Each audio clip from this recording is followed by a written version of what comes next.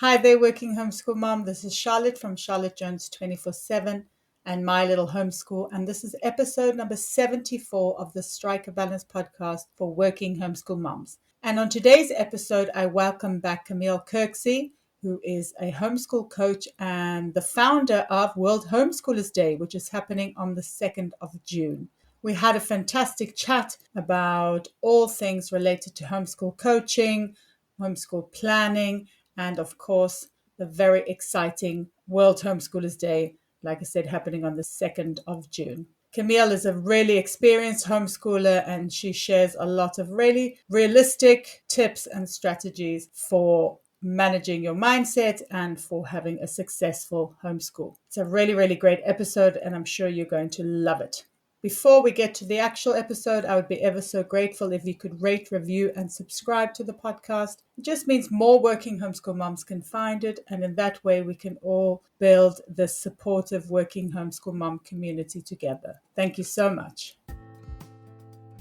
Hello and welcome to the Strike a Balance podcast for Working Homeschool Moms. This is Charlotte Jones. I'm a homeschool coach and homeschooling mom of twin boys. I know it can feel really overwhelming to keep all the balls in the air all the time. So each week I chat about tips and strategies for being a happy and thriving working homeschool mom that you can implement in your life too. I also speak to awesome and inspiring women who manage to juggle homeschooling and work successfully and find out what their secrets are. Be sure to check out my time audit and mindset challenge in the show notes and sign up to my newsletter for lots of cool freebies. And if you ever need to chat, please book in a session with me. I'm so excited for you to be here and I hope you'll get so much value out of this episode. So let's get started. Are you looking for a new math curriculum? Well, I'm thrilled to introduce our favorite math curriculum to you. CTC Math specializes in providing online video tutorials that take a multi-sensory approach to learning. Favorably reviewed in Kathy Duffy's 102 Top Picks and the Old Schoolhouse Crew review, the lessons are short and concise to help your children break down concepts and appreciate math in a whole new way. The lessons are taught the traditional way and not to a test.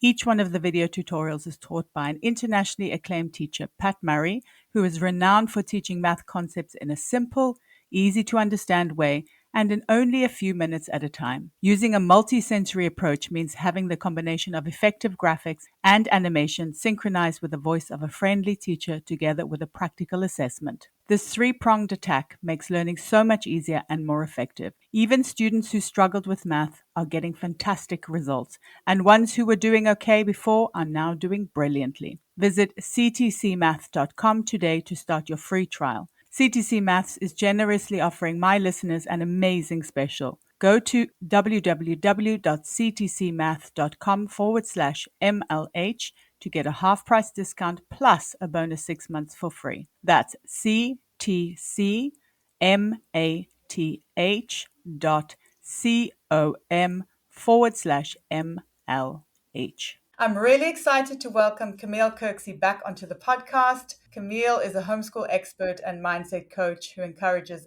empowers, and educates parents, whom she calls homeschool facilitators, which I love, to bring out the best in their children and themselves, very importantly. Since 2013, Camille has taught thousands of homeschool facilitators how to successfully educate their children by making the process easier, more authentic, and joyful through her blog courses, workshops, coaching, and books. Welcome back to the podcast, Camille. It's really great to be able to talk to you again today. Thank you so much, Charlotte. I'm glad to be back. Okay, so as we're moving into a new season, spring for you, autumn for me, it's always a really good time for reflection in terms of homeschooling. And how do you think seasonal homeschooling offers a continuous opportunity for a fresh perspective? Well, I just found as I was getting on in this homeschool journey, this is going on year 10 for me. And around maybe year 5, I just noticed things were shifting and I needed to look at things differently. And I was looking for something that was more responsive instead of super planned out because the planning wasn't working for me and my kids.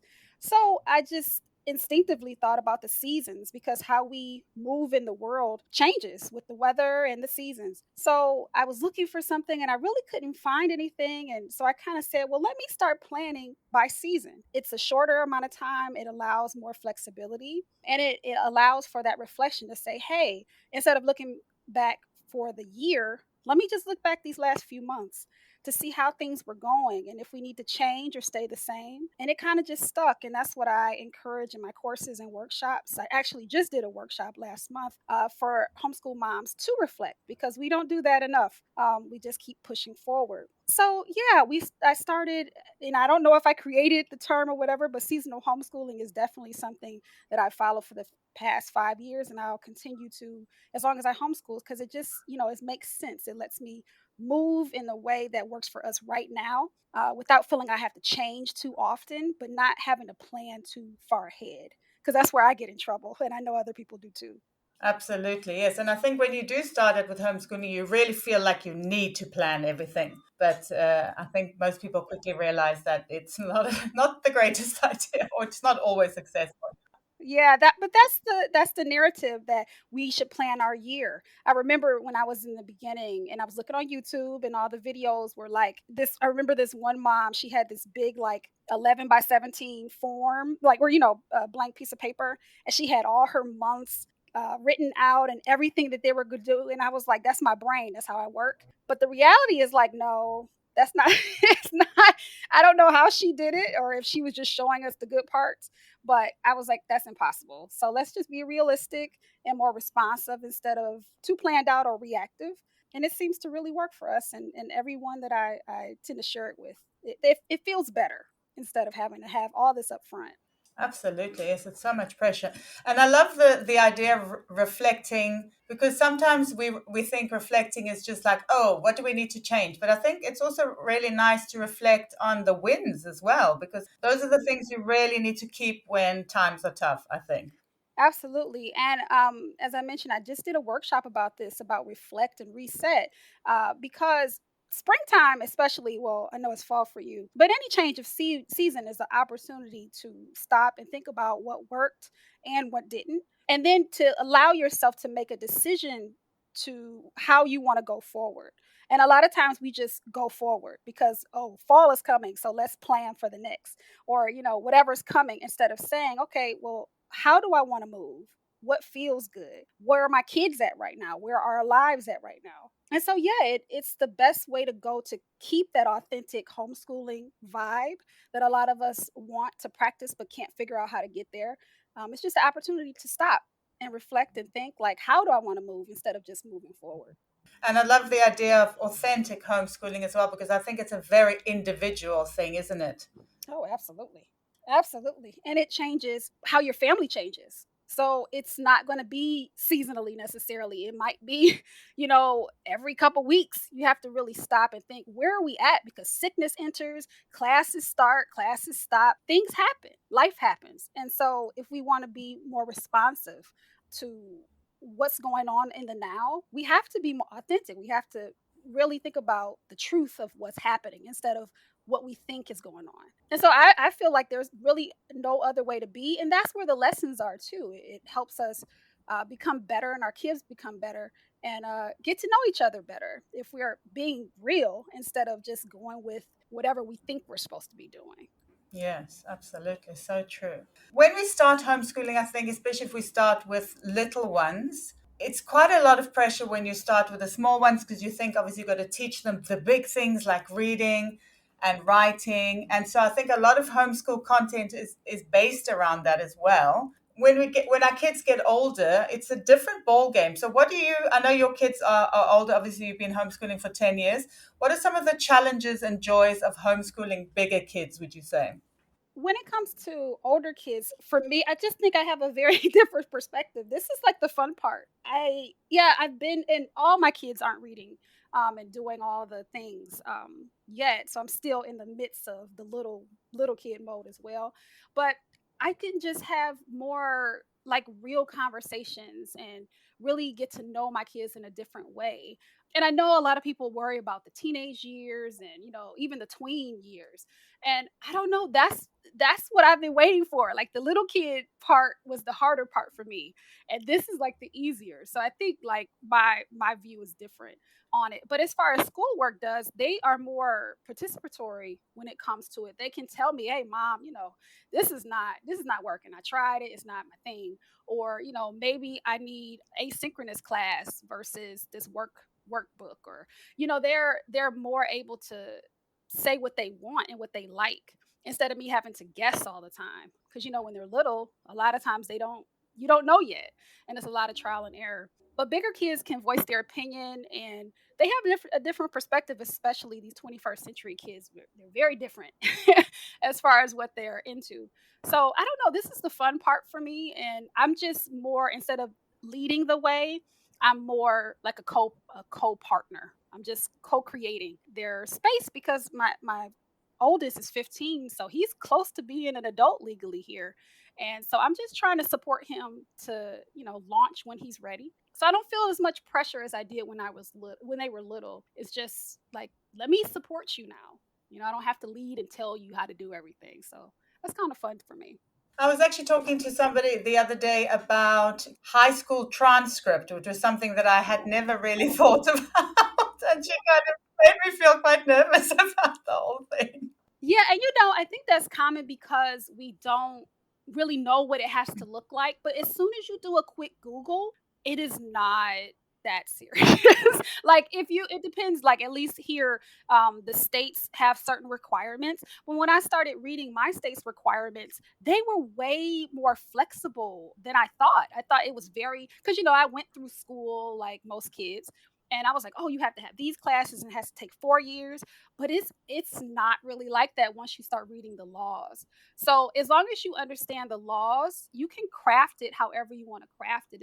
It's just like when they're little. It's just you're putting it on paper, but it's not complicated. There's simple templates out there, but it's I think it's more worrisome because we don't know what it looks like, and we think the process, because of what probably we went through as kids, it seemed like it's so long and so much work, but it really isn't. Yes, exactly. It was so stressful as well, I think. I mean, that's why it's actually really great for our kids to enjoy this time and maybe to study things that they really like to do. I mean, at school, I had to do certain amounts of things, and most of them I really did not enjoy at all. Uh, Hmm. Absolutely. And there's a lot of time. I mean, personally, it's a lot of time wasted in the high school time, where I feel like in high school, your basics are pretty much done. And that's when you should start doing mentoring, like apprenticeships mm, and things like that. Like, that's the time, because you're older and a lot of those programs open up. So, academics are still there, but I just don't know why it's so long when, like, at least the laws don't even require 4 years of high school. It's just you need to get your classes done. So obviously with homeschooling, you could do that as fast as you want to. mm, So it's pretty cool. Once you start looking into it, it's not as intimidating. absolutely, yeah. She did say as well, this woman, that you can turn anything into a credit, which I thought was quite interesting. Yeah, absolutely. We could listen. That's a whole conversation of how those credits are determined per school district or per state. It's very subjective, let's just say. All right, so let's chat a little bit about homeschool coaching. I know you're a homeschool coach, and I know maybe people starting out are not so sure if coaching is for them or if it's something that would work for them as a family. Why do you think homeschool coaching is so important? The reason I became a homeschool coach was not something I set out to do. I didn't even know, homeschool coaches existed. But what I found out was that, in the beginning, and I call beginners, zero to 3 years of homeschooling, you just don't know what you don't know. And there's a lot of frustration, a lot of uncertainty, a lot of negativity that can cause people to burn out and quit. And then also, at least when I started, there was a lot of supportive Facebook groups and other types of groups. And I'm not sure if that's really around anymore. So there's really not a lot of outside support that homeschoolers in the beginning get. And not just for, academics, but just how do I transition? And because you hear deschooling, but like, what is that? And, how do you do it? And my perspective is that it's not even just, oh, for every, year, take a month off or let the kids lead. It's a whole nother perspective on it. So all that to say, I just think, when we're thinking about our kids, if they're into something really seriously and they want to study it and we're not an expert at it, we're going to bring in somebody else who knows more, who's been there, done that, and has the experience. And so I don't know why homeschool facilitators would be any different at any stage, because sometimes you can be in it for 10 years and hit, a roadblock and can't get over it. So I think a coach is absolutely someone who everyone could at least be connected to, even if you don't get one-on-one services, because they're going to give you perspective and reassurance that you probably won't get elsewhere. And from the coaching I've done, it's just been a lot of relief. Moms go into it, most of the facilitators are moms going into it. They know what they want, but they can't get there. And a lot of times it's because they don't give themselves permission, or they don't have someone that's telling them, like, yes, that's normal. So a lot of times, as coaches, we are going to reassure them of what they already know and empower them, and then educate them on top of that to get the best outcome. So I wish more people knew about homeschool coaching. I wish I knew about it when I started, because it definitely would have saved me time and a lot of heartache, and a lot of stress when I started.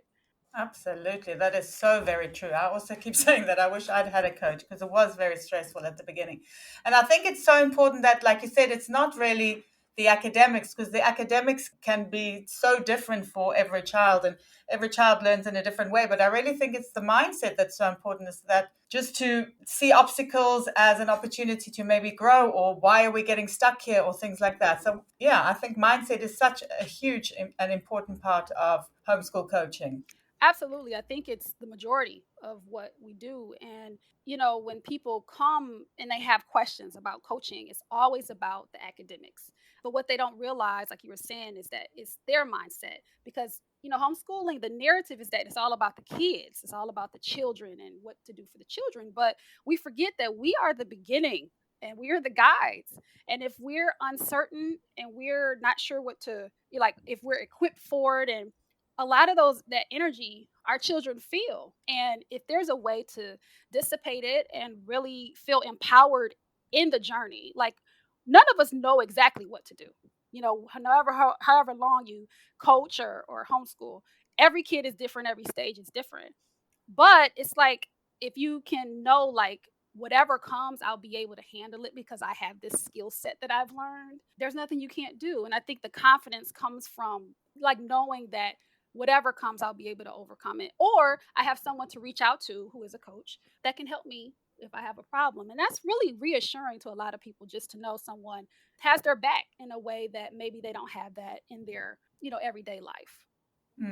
Absolutely, yes, yes. Because I remember I was really lonely at the beginning, but I think, like you said, Facebook groups were good, but now Facebook groups have become quite a different vibe now.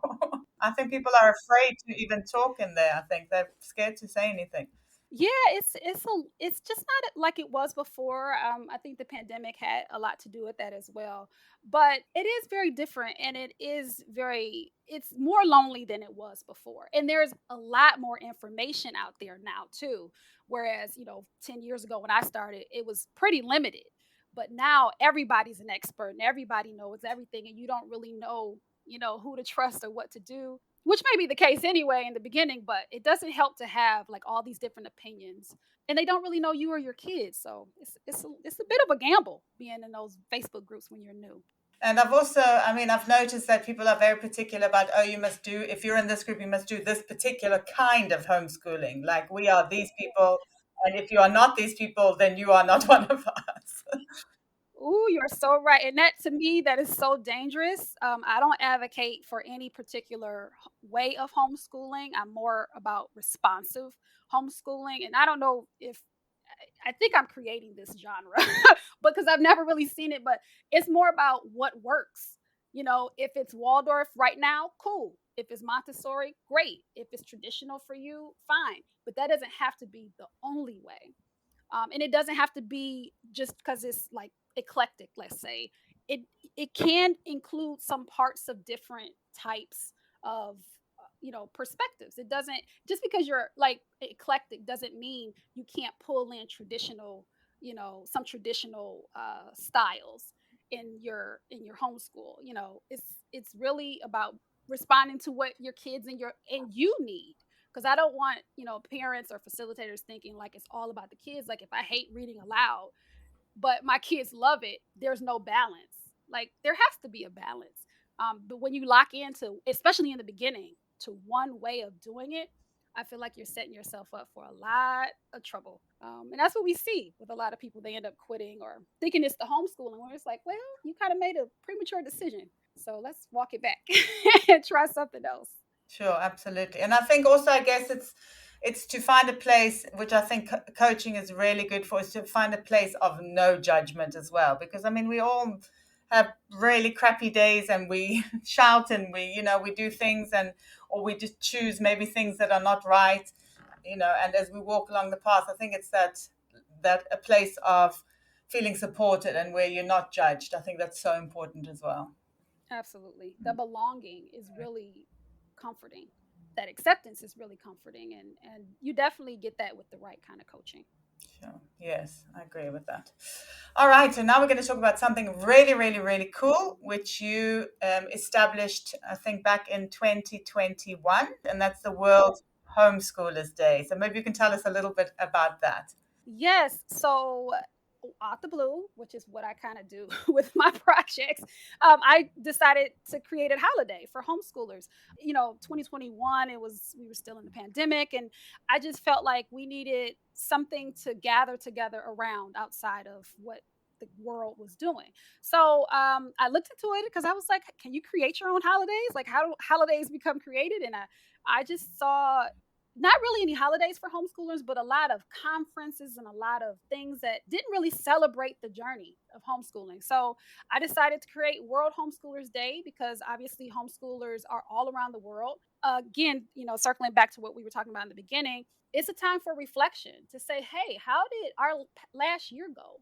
Like, how are we feeling? Let's celebrate the wins and let's do it together with other homeschoolers. So the initial idea was to celebrate the journey of homeschooling, to acknowledge where we had been over the past year, and then to also raise awareness for the diversity and the inclusion of homeschoolers around the world. And one of the things I did with my oldest son last year was put together a short film that's on YouTube. It's on our YouTube channel, just literally showing the different families who homeschool. And you participated too, all Mm. around the world. We all look different. We're all from different cultures. We're in different places, but we have this big, awesome thing in common that we want, a certain type of life for our kids. And so that's kind of what World Homeschoolers is about. Is about celebration of homeschooling, as well as inclusivity and celebrating our differences. Because underneath it all, we're pretty much doing the same thing, trying to honor our family and give our kids a wonderful education. So that's kind of what it's all about. And this year it's going to be bigger and better than ever. So it's a lot happening this year. Well, maybe you can tell us about some of the activities and events that are happening. Absolutely. So this year it is not just celebrated. Oh, as a matter of fact, I didn't say what date it is. So World Homeschoolers Day is always on the first Friday of every June.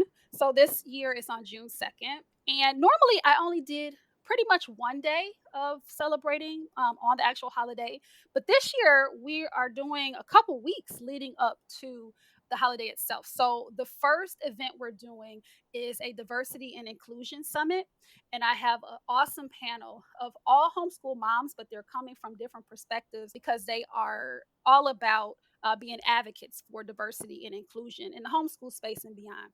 So we have a live online summit that's happening on the 17th of May. And then that same day, I'm having a virtual book fair that's all about multicultural, inclusive, and diverse children's books. As we know, homeschoolers, we are big readers, most of us. And I think it's important, and that's something I've always talked about, is to make sure you diversify and decolonize your bookshelf. And so, one of the things the summit is going to do is help you open your eyes into how to do that. And then the book fair is going to offer you featured authors as well as probably some well known books to help you have a very inclusive and diverse and multicultural bookshelf. And then we have sponsors that are offering giveaways all throughout the holiday itself. And we have some other things in store. So it's going to be, this is my biggest year yet, but I think it's going to be the best one. Sounds amazing. And I think it's just so cool, like you said, to celebrate and to reflect on the past year and also to come together. And I think it's really cool that you're including people from around the world as well, because I found often that homeschooling is very kind of American centric, where I think it's growing so much now throughout the world. And it's really great to kind of bring everybody together in that way. Absolutely. I started my blog in 2014, and I've always noticed in the statistics area how many people, I mean, granted, most of the people that come to my blog are in the US, but it's everywhere. Like people from everywhere on a consistent basis. And I didn't know that.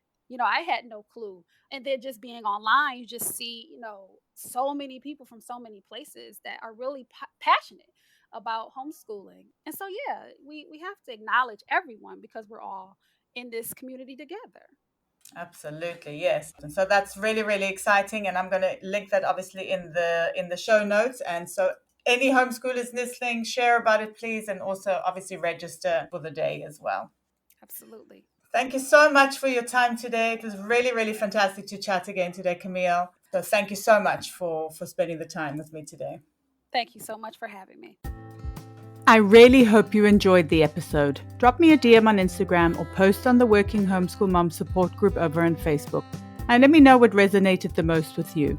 It would also be great if you could rate, review, and subscribe, or share the podcast with a working homeschool mom who might need it. It's my mission to support as many working homeschool moms as possible. Until next time, take care